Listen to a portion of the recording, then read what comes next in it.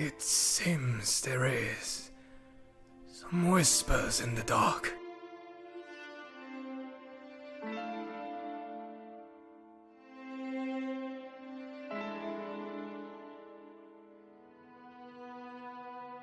Something is prowling in the shadows.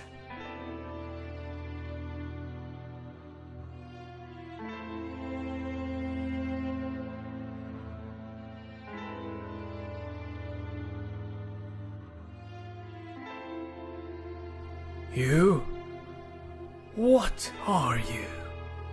And why are you here?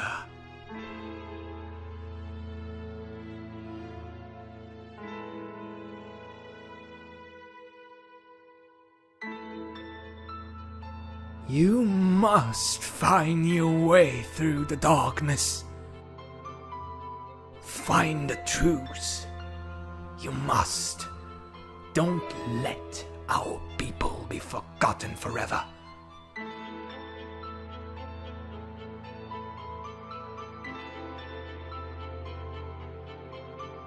Use all your power to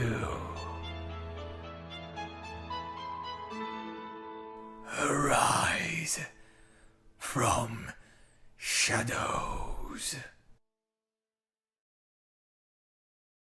Du coup, on est toujours au Zénith de Clermont-Ferrand. Et là, on arrive sur le dernier studio à vous présenter, qui est Digital Pourpre. Et là, on est en compagnie de Romain, un des créateurs. C'était un des créateurs, c'est ça? Vous êtes 4, je crois. 4.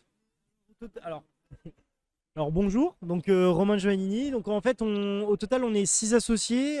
Sur le projet, il y a eu plus de gens qui étaient impliqués. Je vais en parler en détail un peu après.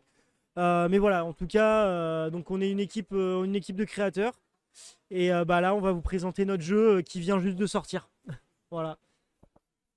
On va commencer par le commencement. Est-ce que tu peux te présenter toi et ton équipe? Par exemple, tu n'es pas obligé de passer sur tout le monde, mais nous dire un petit peu les noms des personnes, quel est leur travail dans le projet, parce que là, on a vu depuis hier, quand on fait les petites interviews, qu'on est vraiment, on a l'impression que les jeux, c'est pas forcément, des fois on se dit que c'est facile à créer, mais on voit qu'il y a vraiment une grosse équipe derrière. Donc Catantree, ils sont une quinzaine.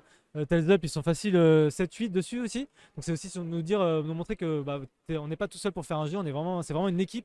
Chacun a son métier et tout dans le jeu vidéo. Il y a vraiment des métiers qui influent là-dedans aussi.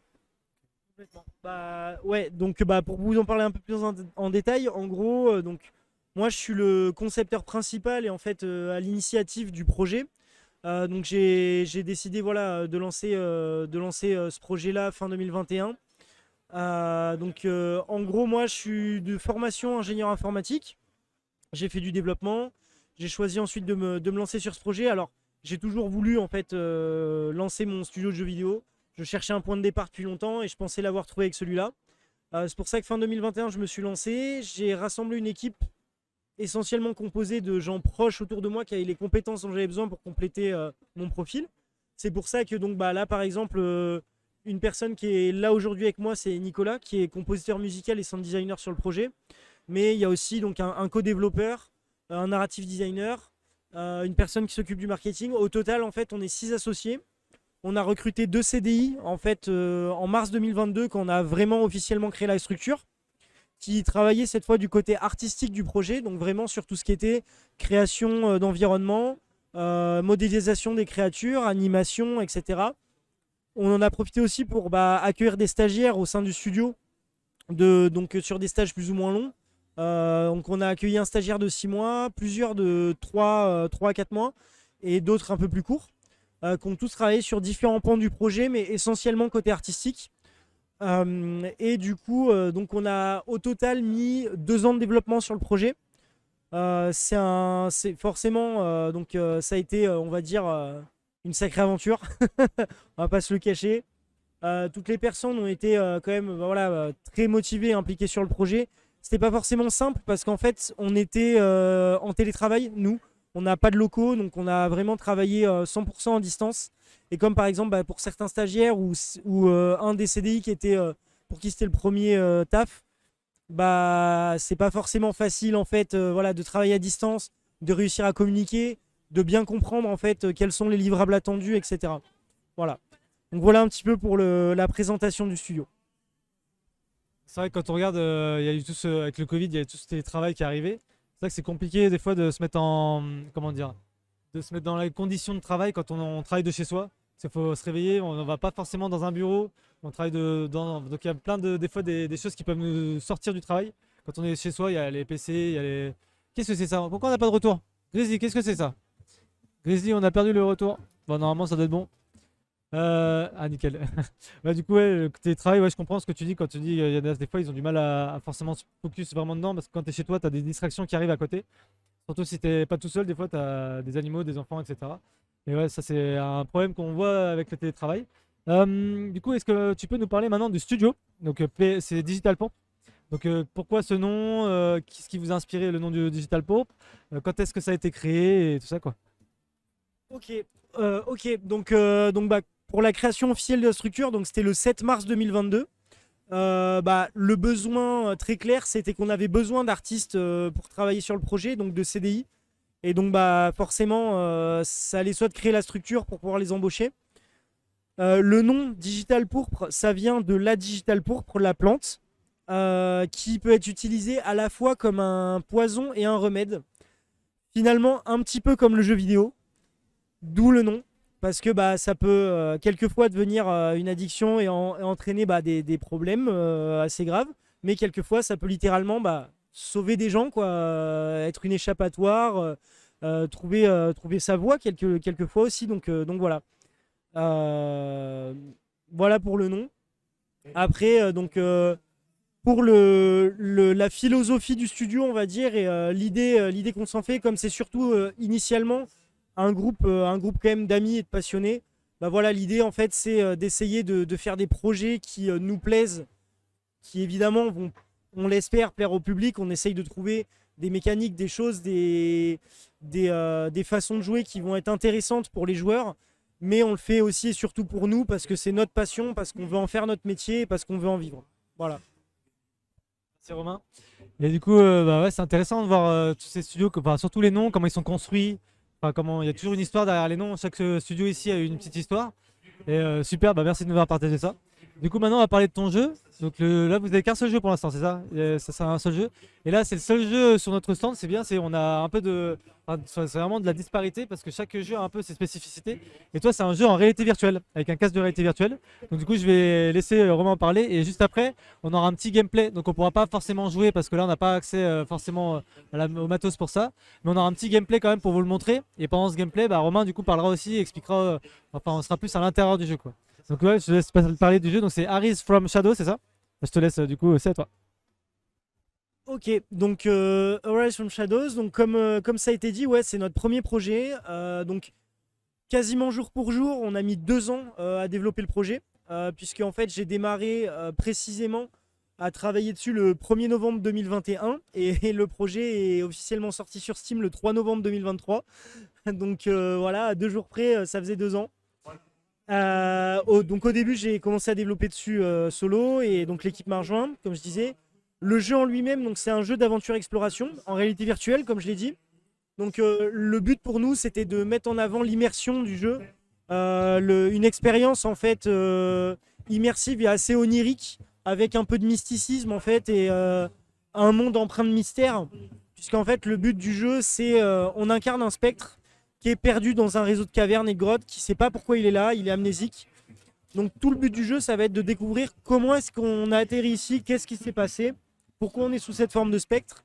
Et donc tout le long du jeu, en fait, on va explorer ces grottes, découvrir des ruines dans lesquelles on va pouvoir activer des stèles qui vont lancer des dialogues, qui vont permettre justement de se remémorer certaines choses, et donc petit à petit de recoller les morceaux du scénario. Donc pour évoluer donc dans le jeu, on va avoir différentes capacités. Donc je sais pas si je vais peut-être attendre d'en parler pendant le gameplay. Avec le gameplay, voilà. Mais en gros, c'est un jeu qui est disponible sur PC Steam VR. Il n'est pas encore porté en autonome sur les casques comme le Quest 2. On prévoit de le faire, on sait juste pas quand. On va évidemment, en fait, en fonction des contraintes que le studio rencontre, on va mettre plus ou moins de temps. Dans tous les cas, là, c'est disponible sur Steam. C'est normalement bientôt disponible sur Epic Game Store. Et du coup, donc d'ici quelques mois, normalement, on l'espère, sur le store Oculus. Donc actuellement, le jeu, pour en parler un peu sur sa globalité, Il a une durée de vie normalement d'entre 5 à 7 heures si on se perd pas trop. Sinon, on peut passer plus de temps dans le jeu. Là, comme il vient de sortir, bah, on peut pas, voilà, on peut pas dire non plus que, surtout vu que c'est notre premier projet, que c'est une expérience extrêmement stable. On a encore pas mal de petits bugs à corriger. On fait des patchs toutes les 2 semaines qui sortent sur Steam. Il y a un patch mineur et un patch majeur. Donc là, la semaine prochaine, normalement, c'est un patch majeur qui sort. On devrait ajouter justement des effets visuels beaucoup plus clairs pour le joueur, pour comprendre ce qui lui arrive, pour essayer de le guider un peu plus aussi, de savoir un peu plus facilement ce qu'il doit faire et où il doit aller. On espère justement que ça permettra de rattraper, on va dire, les premiers feedbacks qu'on a eu qui étaient ok, le jeu est beau, le jeu est sympa, mais on a un peu du mal à savoir quoi faire. Et des fois, on a un peu justement de la difficulté à comprendre comment on meurt, et à avoir du feedback joueur. Donc voilà, là c'est vraiment sur les 2 prochains mois, notre gros focus et ce sur quoi on veut s'axer pour corriger le jeu. Merci. Ouais, après, on va lancer le gameplay, comme ça on pourra plus montrer, mais vraiment avec des images, et tu pourras vraiment intervenir là-dessus. C'est ça. Bah, du coup, tu peux envoyer le gameplay, s'il te plaît, mon cher ami en régie Grizzly. A Race from Shadows, donc comme je l'ai dit, hein, c'est un jeu d'aventure exploration. Donc, je vais vous parler du gameplay un peu plus en détail quand mon intervieweur sera revenu. Voilà. Parfait, parfait, parfait. Donc voilà, donc les éléments de gameplay, comme on le voit en fait, le but c'est d'axer sur l'ambiance, hein, ça a été vraiment d'essayer de faire un focus là-dessus, de permettre aux joueurs justement d'avoir des phases très chill, très tranquilles, où ils se baladent, ils explorent réellement, et d'autres phases en fait où ça va être un peu plus dynamique, surtout donc quand on va prendre possession de créatures. Alors en gros là, on peut le voir, donc comme je le disais, il y a des stèles qu'on peut activer qui vont lancer des dialogues vocaux et qui vont permettre justement de comprendre un petit peu, petit à petit, ce qui s'est passé au compte-gouttes, donc des éléments de scénario sur ok, bah, quelle était cette civilisation qui était là avant, pourquoi elle a disparu, et bah, comment ça se fait qu'on est un spectre et qu'est-ce qu'on fait là, quoi. Il y a 2 types de stèles. Il y a les stèles sur pied comme ça, et il y a aussi des tablettes portables qu'on peut activer qui sont dans des zones un peu plus cachées du jeu en général, donc où on va devoir fouiller un petit peu plus pour tomber dessus. Des fois, elles seront peut-être cachées sous des amas de feuilles, des choses comme ça. Donc là, la structure du jeu est assez labyrinthique. Le but, en fait, c'est justement de perdre un petit peu le joueur sur les premières phases de jeu. Que le joueur se dise, ok, attends, je sais ce que je dois faire, mais où est-ce que je dois aller? Qu'est-ce que je dois faire pour continuer, pour progresser? C'est un labyrinthe, j'ai plusieurs endroits. Chaque endroit va me permettre d'aller dans des salles cachées, des choses comme ça. Il y a des fois, justement, des zones un peu plus complexes à trouver qui vont être peut-être cachées par un système de racines dans le jeu en fait, donc on verra peut-être dans le gameplay. Et du coup, donc voilà, là aussi, comme je l'ai dit, le spectre en fait craint la lumière. C'est un de ses éléments, une de ses principales menaces. Et donc de temps en temps, il y a des gros raies de lumière qui vont peut-être bloquer des passages, donc il va falloir réfléchir à comment je passe, est-ce que je peux le contourner, etc. Mais aussi des créatures comme le crapaud qu'on a vu juste avant, sur lequel en fait il y a de la lumière puisqu'il a une lanterne, et donc il va falloir éviter. Donc, comme je le disais, voilà la stèle qu'on active avec des sous-titres. La sphère verte qu'on voit là-haut, c'est un power-up, puisque dans le jeu il y a des power-up. C'est un élément supplémentaire pour récompenser le joueur par son exploration. Donc il n'y a pas que les stèles qu'on peut débloquer, il y a aussi ces power-up qui peuvent être plus ou moins bien cachés. Il y en a qui sont très bien cachés, pour pas que ce soit trop facile et qu'on devienne trop cheaté. Donc le power-up qu'on a vu, le vert, en fait, il donne un dash supplémentaire, puisque dans le jeu on peut dash pour passer au-dessus de certaines rivières ou éléments aquatiques. Donc là on le voit, il y a un peu de gameplay dans l'eau. Donc là c'est qu'on est sous forme d'axolot. Donc il y a des tunnels sous-marins justement qui sont éclairés par des algues bioluminescentes. Donc là c'est les racines justement dont je parlais, qui vont permettre d'accéder à des salles supplémentaires qu'on voit pas forcément, parce que justement le but c'était qu'elles soient pas forcément faciles à trouver. En général, dans ces salles-là, c'est plus donc des stèles un peu secondaires qu'on va trouver, ou des power-up qui sont bien cachés et qui donnent des bonus, mais pas des bonus vraiment très impactants. Donc là, les crapauds, comme on peut le voir, ils bloquent certains obstacles, donc certains couloirs. Et il y a une mécanique donc, qui n'est pas montrée, dont je vous parlerai un petit peu après, puisque là on voit la mécanique de possession. Alors, dans la vidéo, c'est plus à jour. Le système a changé. On n'a plus à bourrer comme un débile, on va dire, pour posséder les axolots. En fait, maintenant, c'est plus fin. Il faut vraiment juste orienter la manette correctement pour que l'orbe, en fait, arrive jusqu'à nous et qu'on puisse rentrer dans la créature.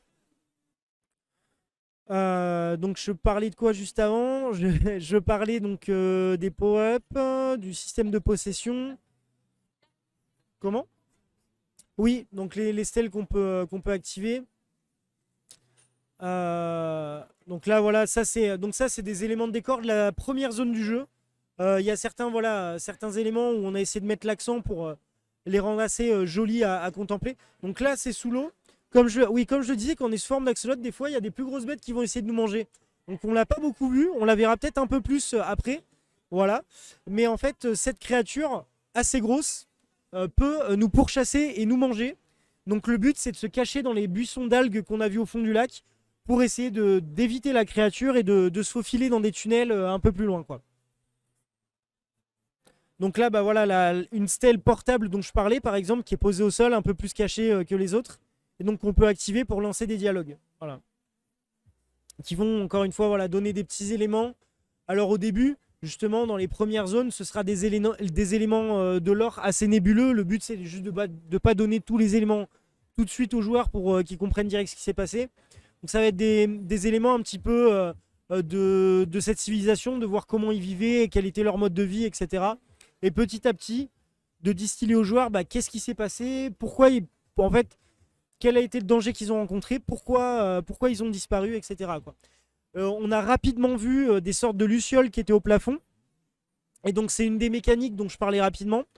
En fait, il y a moyen de faire bouger les crapauds de leur patrouille habituelle. En fait, on peut manipuler des lucioles, les amener vers eux et en fait tirer les lucioles vers un autre chemin pour que les crapauds en fait se décalent et que ça libère la voie. Donc c'est quelque chose qui pour l'instant est pas expliqué dans le jeu. Je réfléchis justement à un moyen avec mon équipe de faire en sorte de montrer cette mécanique aux joueurs sans forcément mettre juste un gros pavé de texte en mode bah voilà vous devez faire comme ça, comme ça, comme ça.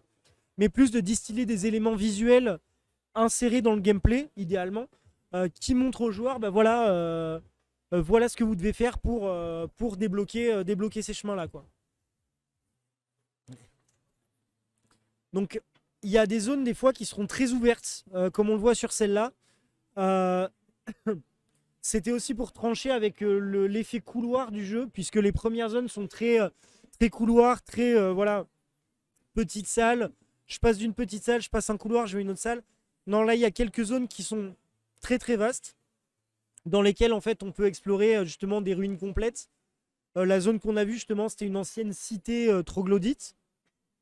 Et dedans, bah voilà, il y aura potentiellement plus d'éléments à débloquer. Donc bah, les stèles dont on parlait, des power-ups des fois qui seront cachés, d'autres éléments aussi, puisque pardon.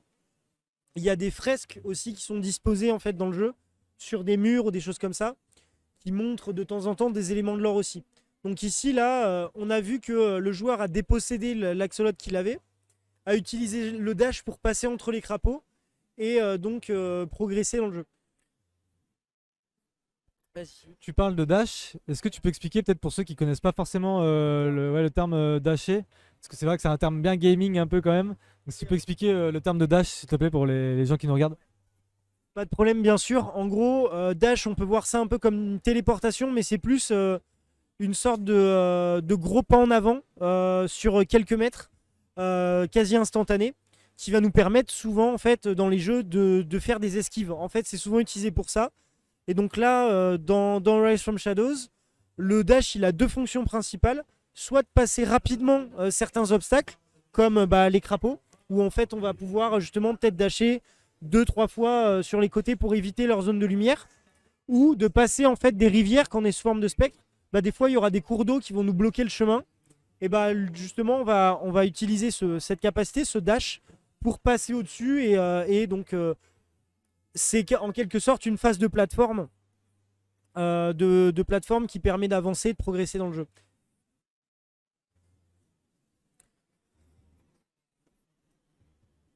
Donc là, on a vu la première boucle de gameplay, hein, donc bah, voilà, avec pas mal d'éléments. Alors il y a une mécanique en particulier qu'on ne montre pas dans les vidéos pour deux raisons. Un, pour pas spoiler pardon, l'entièreté du jeu. Et l'autre aussi parce qu'on a terminé ce pan de mécanique assez tard dans le développement. En tout cas, quand je dis terminé, c'est plutôt polish visuellement assez tard dans le jeu. Donc en fait, c'était compliqué de le montrer en vidéo avant. Mais en fait, il y a 3 types de créatures qu'on peut posséder. On l'a vu un petit peu, donc il y avait l'axolot. On a aussi peut-être rapidement vu le rongeur. Et le 3e type de créature, c'est les oiseaux. Et en fait, ces oiseaux-là, ils permettent de littéralement passer dans des zones en extérieur. Et donc de faire varier le décor. Puisque ce sera plus des décors un peu type canyon. Dans lesquels on va slalomer justement entre des rochers type un peu désertiques. Et en fait, la grosse différence de gameplay avec les autres phases de jeu, c'est qu'en fait, comme on est en extérieur et qu'il y a un soleil permanent, ou presque, il y a des zones d'ombre, et qu'on craint la lumière, même si on la craint moins vu qu'on est sous forme animale, c'est un contre-la-montre. En fait, le but, ça va être justement de passer les zones de lumière le plus rapidement possible jusqu'à arriver aux checkpoints qui sont des zones d'ombre pour justement aller de l'autre côté de la zone et traverser la zone.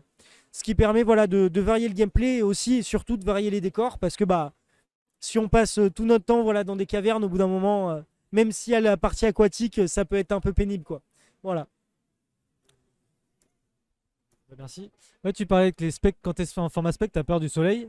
Mais du coup, quand tu incarnes un animal, quand tu es à l'intérieur de l'animal, tu as toujours peur, enfin, tu crains toujours le soleil, mais un peu moins en fait. Donc tu as toujours cet aspect de craindre la lumière, mais tu tankes, enfin, tu tankes. Je vais pas dire tanker un peu plus parce qu'on va perdre du monde. Tu résistes, ouais, tu résistes toujours un peu plus.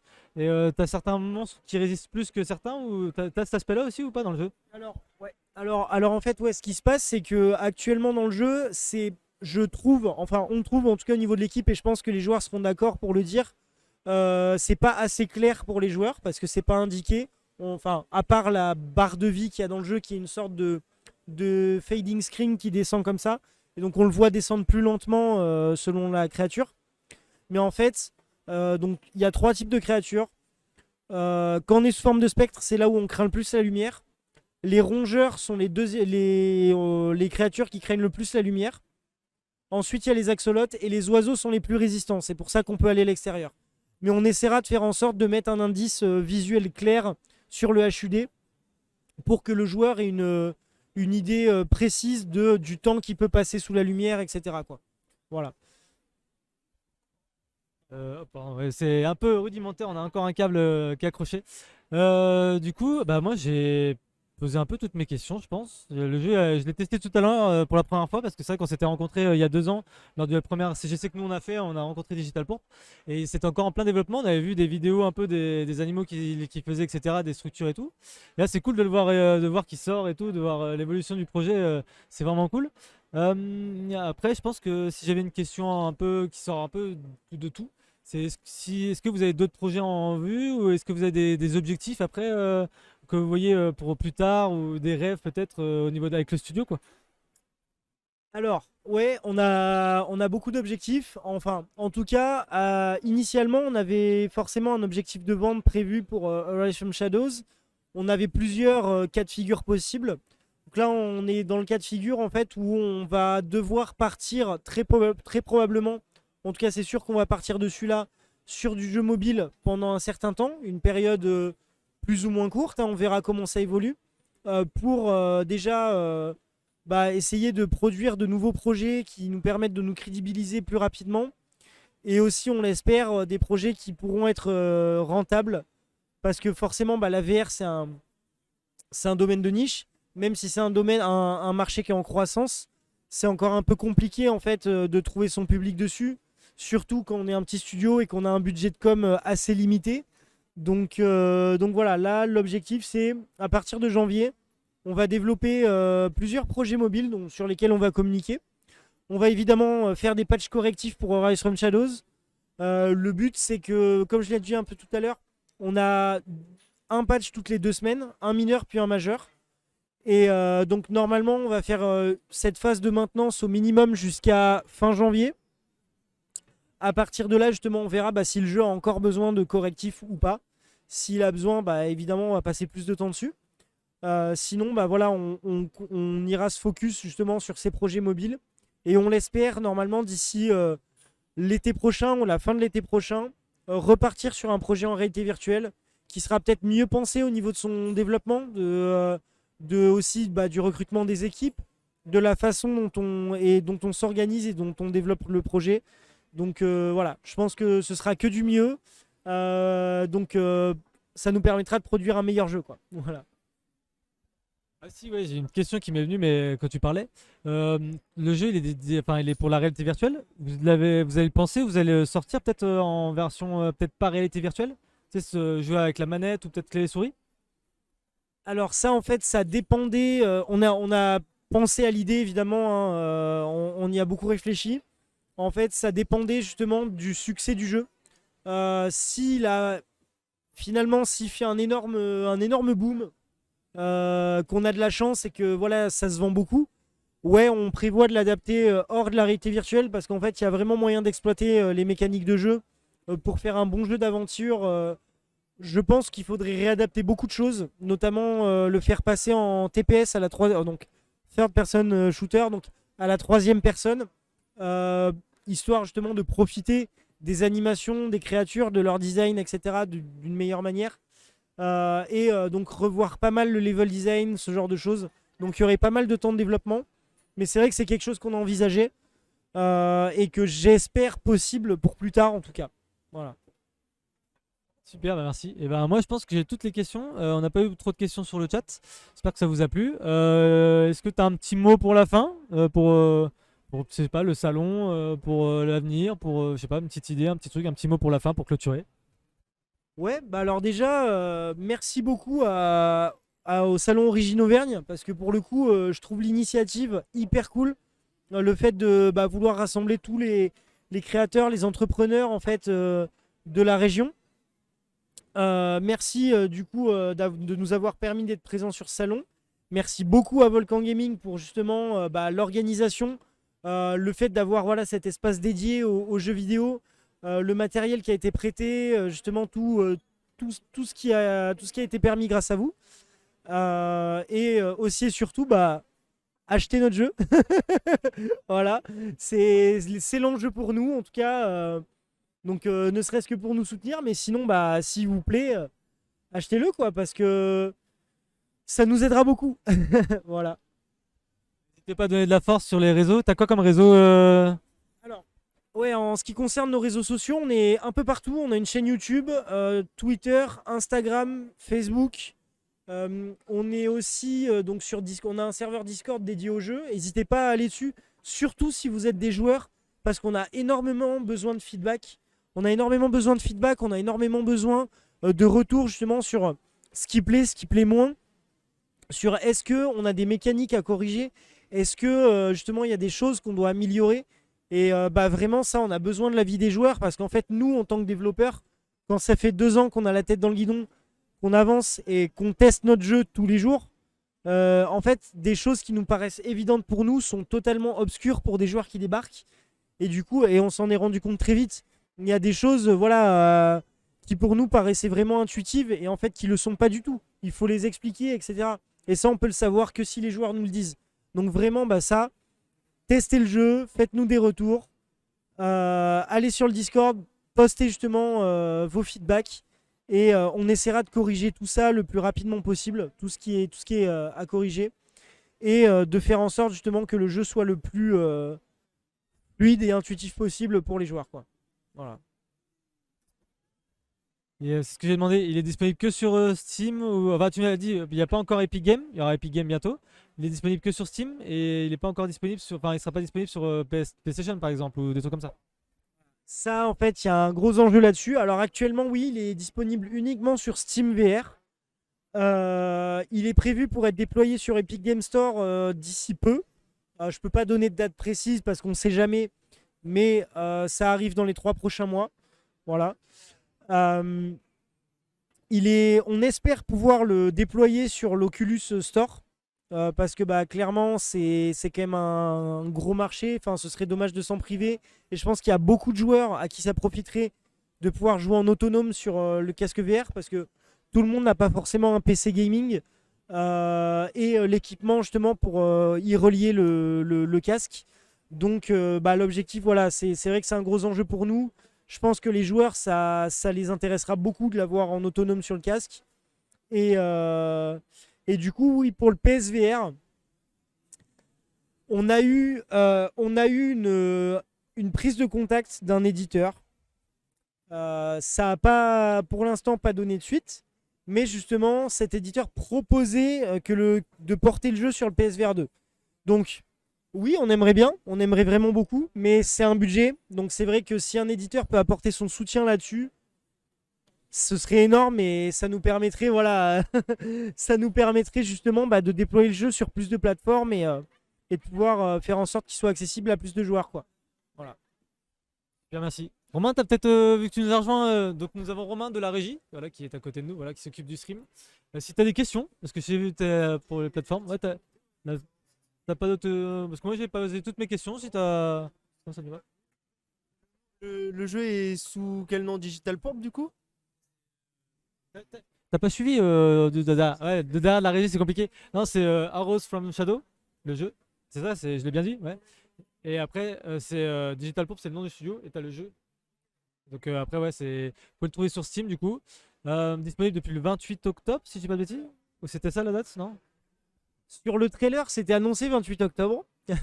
Mais on a eu quelques soucis de dernière minute et il a eu quelques jours de retard. Il est sorti officiellement le 3 novembre.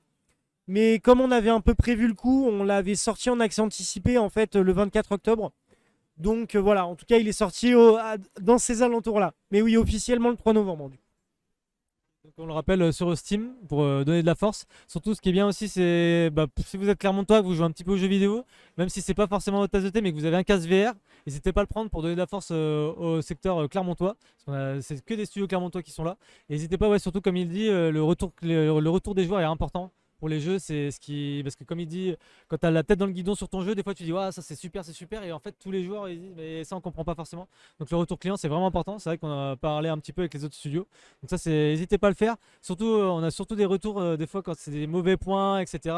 Mais faites aussi des bons retours. On le dit pas assez souvent, mais c'est facile de faire des critiques négatives. Mais souvent, quand c'est positif aussi, n'hésitez pas à le dire aussi. Donc, on aime bien prendre des petits bons points aussi. C'est plutôt cool. Et puis, bon.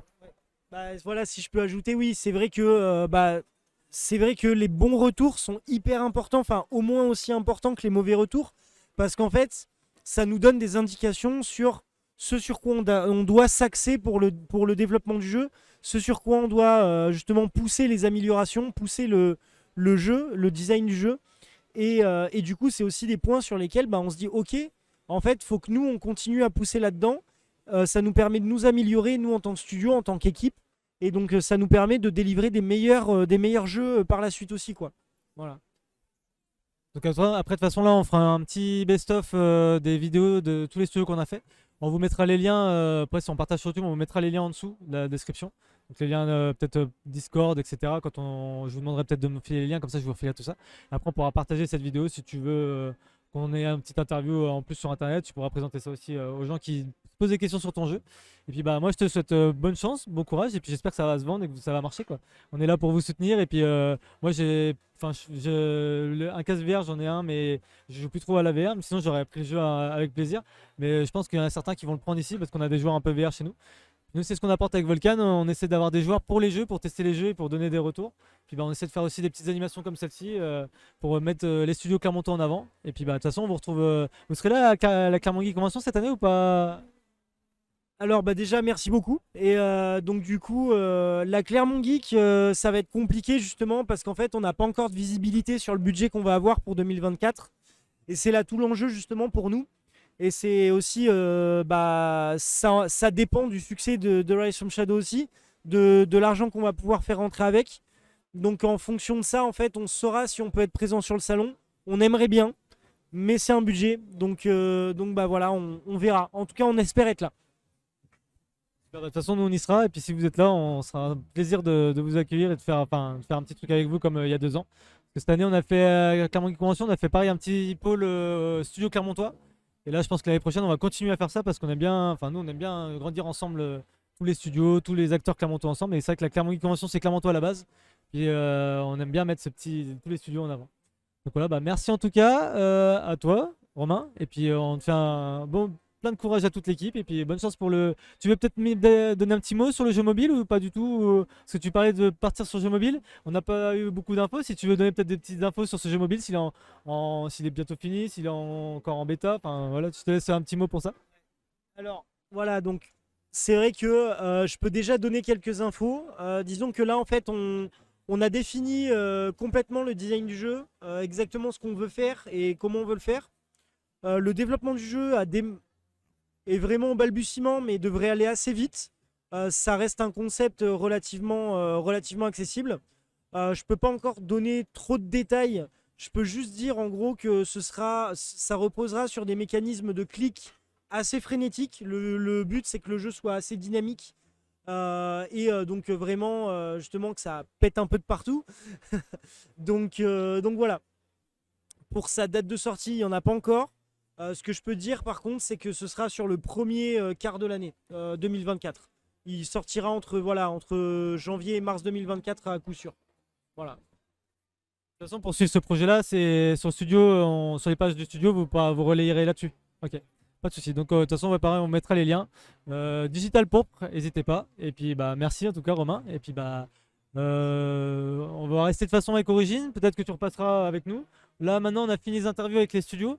Il est bientôt 17h. On va faire des petites animations maintenant. Donc tu seras bienvenu. On va faire des petites animations, des petits combats d'épée, des trucs. On vous prépare quelques trucs pour rigoler. Et puis les studios seront. Là, je sais que vous êtes pas mal pris quand les gens viennent, vous êtes sur vos stands, etc. Vous essayez de vendre vos trucs, c'est cool aussi. Et si on peut avoir des fois un ou deux personnes sur les animations, on vous prend avec plaisir. Et puis voilà. Merci en tout cas. Et puis à vous les studios. J'ai envie de dire ça là. À vous les studios.